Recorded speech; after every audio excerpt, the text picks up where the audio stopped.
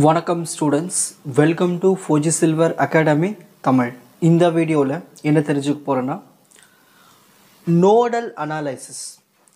இது வரைக்கும் நம்ம மெஷ் அனாலிசிஸ் ப்ராப்ளம்ஸ்லாம் பார்த்துருந்தோம். இப்போது நோடல் அனாலிசிஸ், அதில் ஒரு இம்பார்ட்டன்ட் ப்ராப்ளம் பார்க்கலாம். இது யூனிவர்சிட்டி எக்ஸாமில் கேட்ட ப்ராப்ளம்.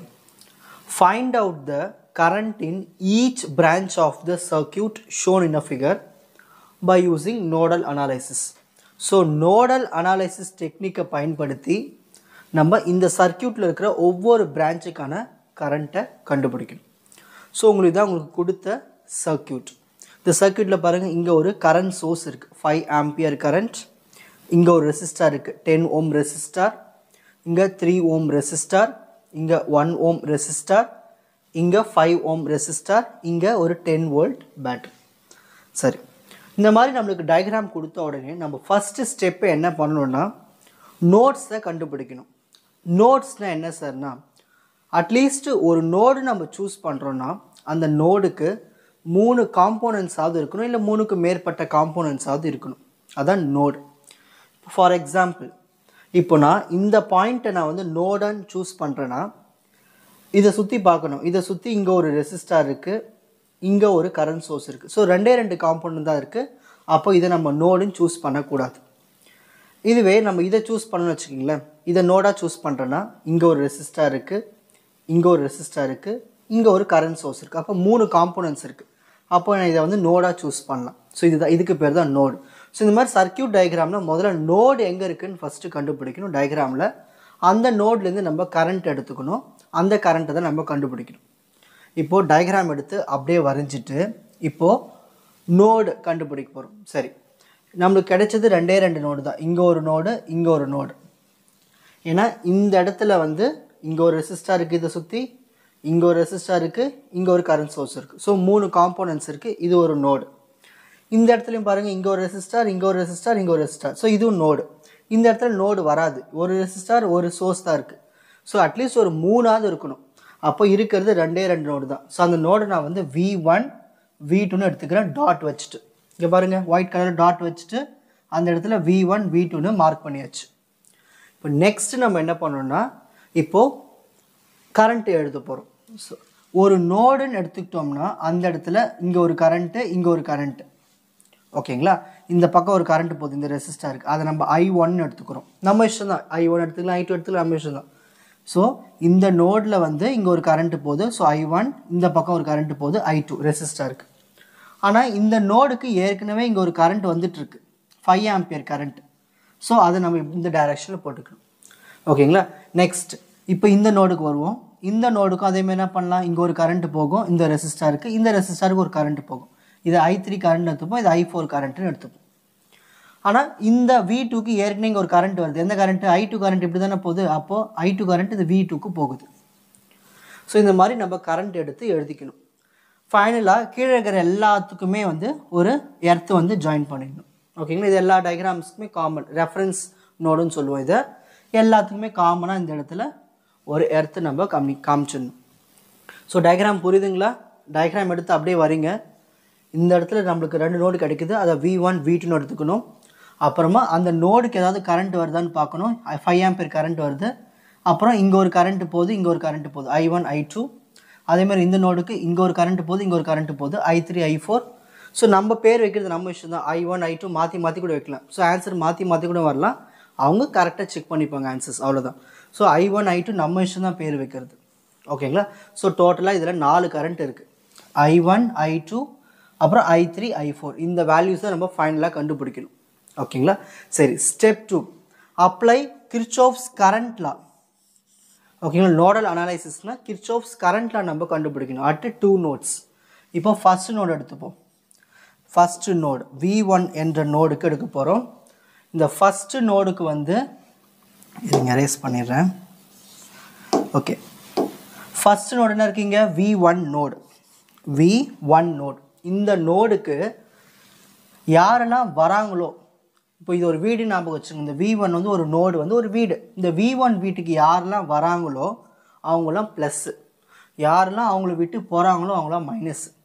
அப்போ இந்த V1 வீட்டுக்கு யார் வராங்க 5 ஆம்பியர் கரண்ட் வராங்க அப்போ அவங்க +5 நெக்ஸ்ட் இந்த V1 வீட்டை விட்டு I1 கரண்ட் வெளியில போறாங்க ஸோ -I1 இந்த V1 நோடை விட்டு I2 கரண்ட் வெளியில போறாங்க ஸோ -I2 ஈக்குவல் டு 0 அவ்வளோதான் முடிஞ்சு போச்சு ஸோ ஒரு நோடுக்கு என்ன கரண்ட் வருது என்ன கரண்ட் வெளியில போகுது அதுதான் வந்து கிர்ச்சோஃப்ஸ் கரண்ட்ல இது எழுதியாச்சுங்களா எனக்கு தேவை லெஃப்ட் சைடில் ஃபுல்லாக வேரியபிள்ஸ் ரைட் ஹேண்ட் சைடு ஃபுல்லாக கான்ஸ்டன்ட் ஸோ இந்த -I1 -I2 அந்த பக்கம் போச்சுன்னா +I1 +I2 ஸோ இந்த 5 எடுத்து இங்கே எழுதிப்போம் ஓகேங்களா இதுதான் ஈக்குவேஷன் 1 நெக்ஸ்ட் ஈக்குவேஷன் 2 அப்படின்னு என்னதுன்னா செகண்ட் நோடுக்கு எழுத போகிறோம் இது ஈக்குவேஷன் 1க்கான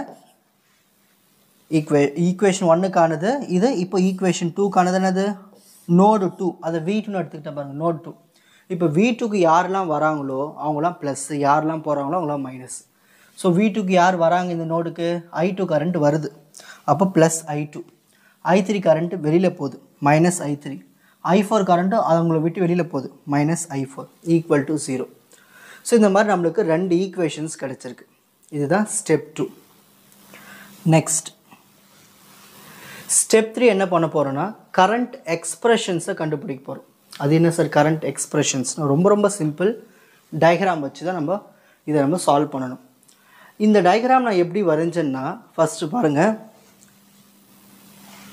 கரண்ட் எக்ஸ்பிரஷன்ஸ்னால் கரண்ட் என்னென்ன கரண்ட் இருக்குது I1 I2 I3 I4 இப்போ இந்த I1 கரண்ட்டு இங்கே தானே வருது இது எடுத்து அப்படி தனியாக வரைஞ்சாச்சு ஸோ V1ல் ஸ்டார்ட் ஆகி ஒரு ரெசிஸ்டர் வழியாக கீழே வருது I1 கரண்ட் அதை எடுத்து இந்த மாதிரி டயக்ராம் தனியாக வரைஞ்சிக்கணும் ஸோ V1 நோடில் ஸ்டார்ட் ஆகி 10 ஓம் ரெசிஸ்டன்ஸ் வழியாக கீழே வருது கீழே வந்து ரெஃபரன்ஸ் நோடு இருக்குது எப்பவுமே பேஸ் ஓகேங்களா இந்த மாதிரி இருந்துச்சுன்னா இந்த I1 எப்படி கண்டுபிடிக்கலாம் so I1 is equal to I is equal to என்னது ஃபார்முலா ஓம்ஸில் V/R இங்கே வோல்டேஜ் என்ன இருக்குங்க V1 பை என்ன ரெசிஸ்டன்ஸ் இருக்குது 10 முடிஞ்சு போச்சு I1க்கு இதுதான் வேல்யூ நெக்ஸ்ட் இப்போ அடுத்தது இப்போது I2 கரண்ட்டு பார்க்கணும் டயக்ராமில் I2 கரண்ட் எங்கே இருக்குது இந்த இடத்துல இருக்குது இந்த இடத்துல தானே ஃப்ளோ ஆகுது I2 கரண்ட்டு அப்போ V1லேருந்து கிளம்பி V2க்கு போகுது I2 எதை தாண்டி ஒரு 3 ஓம் ரெசிஸ்டர் தாண்டி இந்த டயக்ராம் மட்டும் அப்படி எடுத்து தனியாக வரைஞ்சிக்கணும் வரைஞ்சாச்சு பாருங்கள் V1லேருந்து கிளம்பி V2க்கு போகுது I2 கரண்ட்டு இந்த 3 ஓம் ரெசிஸ்டரை தாண்டி அப்போ நம்ம இந்த I2 கரண்ட் என்னவாக இருக்குன்னு கண்டுபிடிக்கும் இந்த மாதிரி நம்மளுக்கு 2 வோல்டேஜ் 2 நோட்ஸ் இருந்துச்சுன்னா அதை நம்ம சப்ட்ராக்ட் பண்ணணும் எங்கேருந்து கிளம்புறாங்களோ அவங்களுக்கு ப்ளஸ் எடுத்துக்கணும் இந்த இடத்துல எங்கே போய் முடியுதோ அதை மைனஸ் எடுத்துக்கணும் so V1 - V2 by resistance 3 ஓகேங்களா இது change in nodes voltage by change in இங்கே ரெசிஸ்டன்ஸ் ஒரு ரெசிஸ்டன்ஸாக இருக்குது ஸோ 3 அப்படி எழுதிக்கலாம் புரியுதுங்களா V1 - V2 by 3 so I is equal to V/Rலேயே இங்கே 2 V இருக்குது அப்போ நம்ம அதோட டிஃப்ரென்ஸ் தான் எடுத்துக்கணும் V1 - V2 by 3 so I2னுடைய value கண்டுபிடிச்சாச்சு இப்போ I3 கரண்ட் டயக்ராமில் I3 கரண்ட் எங்கே போகுது இங்கே தான் போகுது V2ல் ஸ்டார்ட் ஆகி இந்த ரெசிஸ்டர் வழியாக கீழே வருது அப்போ இந்த டயக்ராமை தனியாக எடுத்து வரைஞ்சிக்கலாமா அப்போ தனியாக எடுத்து வரைஞ்சா எப்படி வரும் இங்கே V2ல் ஸ்டார்ட் ஆகி இந்த ரெசிஸ்டர் வழியாக கீழே வருது இந்த V2ல் தான் I3 கரண்ட்டு ஃப்ளோ ஆகுது so I3 is equal to I ஃபார்முலானது V/R இங்கே என்ன வோல்டேஜ் இருக்கீங்க V2 வோல்டேஜ் பை இங்கே என்ன ரெசிஸ்டன்ஸ் இருக்குது 5 ஓம் ஸோ V2/5 தான் வந்து I3ல் இருக்குது ஓகேங்களா நெக்ஸ்ட் இப்போது I4 கரண்ட் பார்க்கலாம் ஸோ I4 கரண்ட் எங்கே போகுது இதுதான் I4 கரண்ட் இங்கே பாருங்கள் இந்த V2லேருந்து வெளியில் போகுது இந்த இடத்துல இப்படி போயிட்டு 1 ஓம் ரெசிஸ்டன்ஸ் வழியாக I4 போயிட்டு இந்த 10 வோல்ட் பேட்டரி வழியாக போயிட்டு அப்புறமா தான் கீழே ரெஃபரன்ஸ் நோடுக்கு வருது அப்போ இங்கேருந்து ஆரம்பித்து இங்கே வரைக்கும் வருது அப்போ அதை நம்ம டயக்ராமில் வரைஞ்சி காட்டணும் இங்கேருந்து ஆரம்பித்து அப்படியே வந்துருச்சுங்க பாருங்கள் ஸோ V2ல் ஸ்டார்ட் ஆகுது 1 ஓம் ரெசிஸ்டன்ஸ் வழியாக அந்த I4 கரண்ட் வந்து இங்கே பேட்டரி வழியாக வந்து ரெஃபரன்ஸ் நோடை தாண்டுது இந்த மாதிரி வரும்போது நம்ம எப்படி எழுதணும்னா current I4 is equal to இதில் நம்மளுக்கு 2 வோல்டேஜ் இருக்குது நோடு வோல்டேஜ் இருக்குது பேட்டரி வோல்டேஜ் இருக்குது ஸோ இது நம்ம உன்னிப்பாக கவனிக்கணும் ஃபஸ்ட்டு எப்பயுமே எங்கேருந்து கிளம்புதோ அதை நம்ம பாசிட்டிவாக எடுத்துக்கணும் V2 நெக்ஸ்ட்டு இங்கே ப்ளஸ்லேருந்து மைனஸ் இருந்துச்சுன்னா இப்படி பார்க்கும்போது ப்ளஸ்லேருந்து மைனஸ் இருந்துச்சுன்னா நம்ம மைனஸ் போட்டு எழுதணும் -10 இதுவே இங்கே மைனஸ் இங்கே ப்ளஸ் இருந்துச்சுன்னா ப்ளஸ் 10 போட்டு எழுதணும். இதுதான் கான்செப்ட். ஸோ V2 இங்கே ப்ளஸ் 2 மைனஸ் இருக்குன்னா -10 டிவைடட் பை இங்கே என்ன ரெசிஸ்டன்ஸ் இருக்குது 1. அவ்வளோதான் I4 கரண்ட்டு கண்டுபிடிச்சாச்சு. இதுதான் வந்து ஸ்டெப் 3. ஸ்டெப் 3 என்ன பண்ணோம், கரண்ட் எக்ஸ்பிரஷன்ஸ் எல்லாத்தையும் கண்டுபிடிக்கணும்.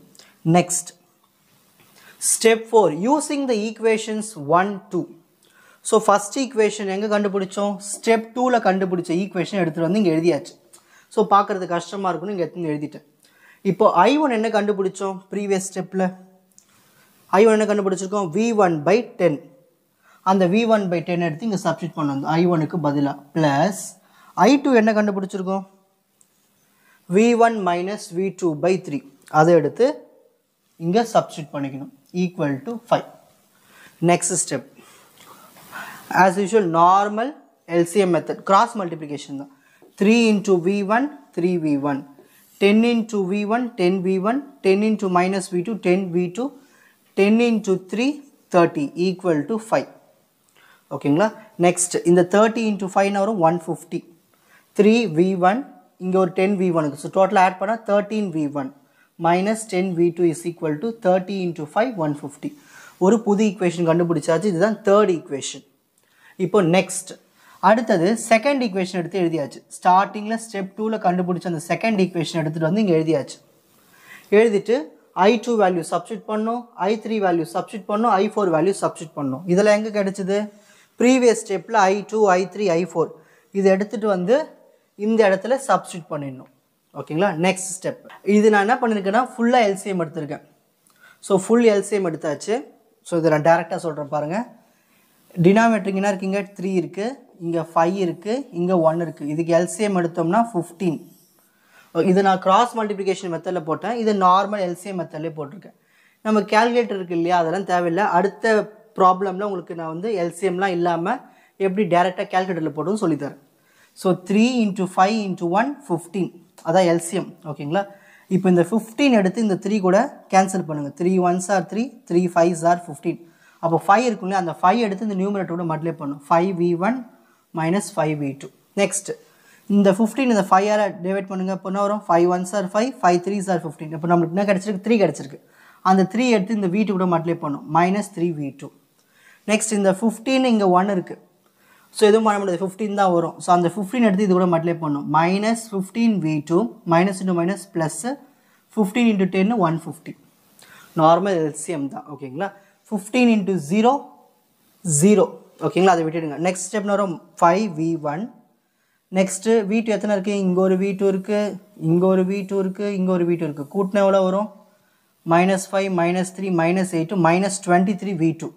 இந்த ப்ளஸ் 150 அந்த பக்கம் போயிடுச்சுன்னா -150. ஆல் த ஃபோர்த் ஈக்குவேஷன் கிடச்சிச்சு. இப்போது இந்த தேர்ட் ஈக்குவேஷனையும் இந்த ஃபோர்த் ஈக்குவேஷனையும் கேல்குலேட்டரில் சால்வ் பண்ணோம்னா நம்மளுக்கு ஆன்சர் கிடைக்கும். கேல்குலேட்டரில் நான் உங்களுக்கு போட்டு காட்டுறேன். ஃபர்ஸ்ட் உங்கள் கேல்குலேட்டரை ஆன் பண்ணிக்கோங்க. ஆன் பண்ணிவிட்டு மோட் பட்டனை 3 times ப்ரெஸ் பண்ணுங்கள். ஈக்குவேஷன் கீழே 1 இருக்குது, அந்த 1 ப்ரெஸ் பண்ணுங்கள். அன்னோன்ஸ் எத்தனை இருக்குது, இதில் 2 அன்னோன்ஸ் இருக்குது, V1 V2. So 2 unknowns 2 press பண்ணணும். ஸோ ஃபஸ்ட்டு தேர்ட் ஈக்குவேஷன்ஸ்க்கான கோஎஃபிஷியன்ட் எழுத போகிறோம். V1ஓட கோஎஃபிஷியன்ட் இருக்குது 13. ஸோ 13 ப்ரெஸ் பண்ணுங்கள். நெக்ஸ்ட் V2னுடைய கோஎஃபிஷியன்ட் -10. -10 ப்ரெஸ் பண்ணுங்கள். நெக்ஸ்ட் கான்ஸ்டன்ட் டைம் 150 அதை ப்ரெஸ் பண்ணி ஈக்குவல் டு ப்ரெஸ் பண்ணி இப்போ அடுத்த ஈக்குவேஷனுக்கான கோஎஃபிஷியன்ஸை டைப் பண்ண போகிறோம். V1ஓட கோஎஃபிஷியன்ட் 5. நெக்ஸ்ட் V2னுடைய coefficient -23. Next constant term -150 type பண்ணிட்டு ஈக்குவல் டு ப்ரெஸ் பண்ணி நம்மளுக்கு ஃபஸ்ட் ஆன்சர் கிடச்சிரும் 1.9875. அதான் V1உடைய ஆன்சர். V2னுடைய ஆன்சர் 10.8433. ஸோ ஒரு 4 டெசிமல் எழுதினாலே போதும். ஸோ V1 என்ன கிடச்சிருக்கு, 19.8795 வோல்ட். V2 என்ன கிடச்சிருக்கு, 10.8433 வோல்ட். ஒரு 4 டெசிமல்ஸ் இருந்தாலே போதும். ஓகேங்களா. Next find I1 I2 I3 I4. நம்ம கரண்ட் என்னன்னு கண்டுபிடிச்சிட்டோம், அந்த வோல்டேஜும் கண்டுபிடிச்சிட்டோம். அதை எடுத்து சப்ஸ்டிட் பண்ணால் தான் நம்மளுக்கு என்னென்ன கரண்ட்டோட வேல்யூ தெரியும். அதுதான் என்னதுன்னா இங்கே பாருங்கள், இந்த V1 V2 கண்டுபிடிச்சாச்சு, V1 கண்டுபிடிச்சாச்சு, V2 கண்டுபிடிச்சாச்சு. இதெல்லாம் எடுத்துகிட்டு போய் இந்த ஸ்டெப் 3ல் கண்டுபிடிச்சோம்ல, இந்த I1 I2 I3 I4 நீங்கள் பாருங்கள் இந்த V1 V2 இருக்குல்ல இதில் சப்ஸ்டிட் பண்ணால் நம்மளுக்கு I1 current I2 current I3 current I4 கரண்டோடைய ஆன்சர் கிடச்சிரும் வேல்யூ கிடச்சிரும் அதை தான் பண்ண போகிறேன்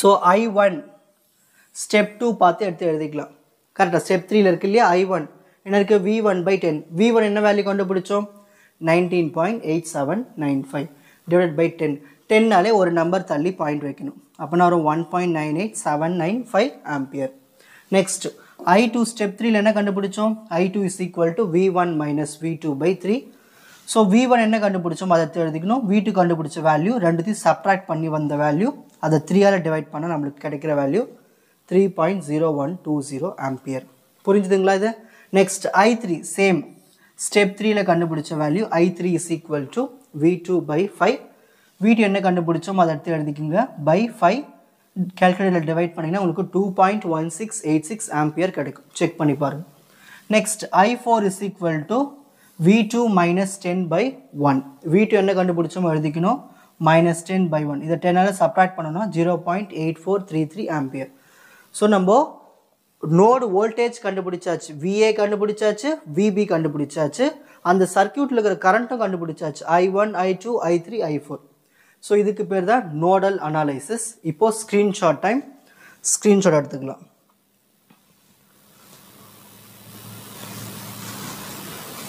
first page second page third page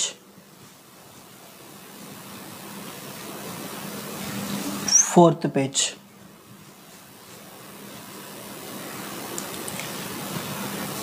உங்களுக்கு இந்த கண்டென்ட் ஈஸியாக புரிஞ்சிருக்கும்னு நினைக்கிறேன் வாட்ச் அதர் எபிசோட்ஸ் இன் த appropriate playlist Fauji silver academy strength success clarity வணக்கம்